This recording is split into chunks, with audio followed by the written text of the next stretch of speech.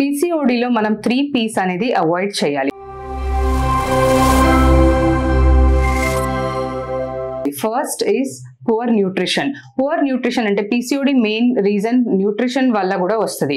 మనకి processed food ఎక్కువ తీసుకోవడం వల్ల, కార్బోహైడ్రేట్స్ ఎక్కువ తీసుకోవడం వల్ల ఈ రిస్క్ అనేది పెరుగుతుంది. సో మనం పువర్ న్యూట్రిషన్ అనేది కరెక్ట్ గా దాన్ని బ్యాలెన్స్ చేసుకొని ప్రోటీన్స్ ఎక్కువ తీసుకొని ప్రాసెస్డ్ ఫుడ్స్, జంక్ ఫుడ్స్ అనేది కట్ చేయాలి. షుగర్స్ లెవెల్ కూడా మనం డయట్ లో కన్సంప్షన్ ఏదైతే షుగర్ది ఉంటుందో దాన్ని చాలా తక్కువ లెవెల్స్ లో పెట్టుకోవాలి. సెకండ్ పి అని అంటే పువర్ స్లీప్. పువర్ స్లీప్ అంటే సరిగ్గా నిద్రపోక ఉంటే మనకి బాగా హార్మోన్ డిస్టర్బెన్స్ అనేది బాడీలో వస్తుంది. ఆ హార్మోన్ డిస్టర్బెన్స్ అండ్ ఇంబ్యాలెన్స్ వల్ల కూడా పీసీఓడి అనేది వస్తుంది. Third P is passive living.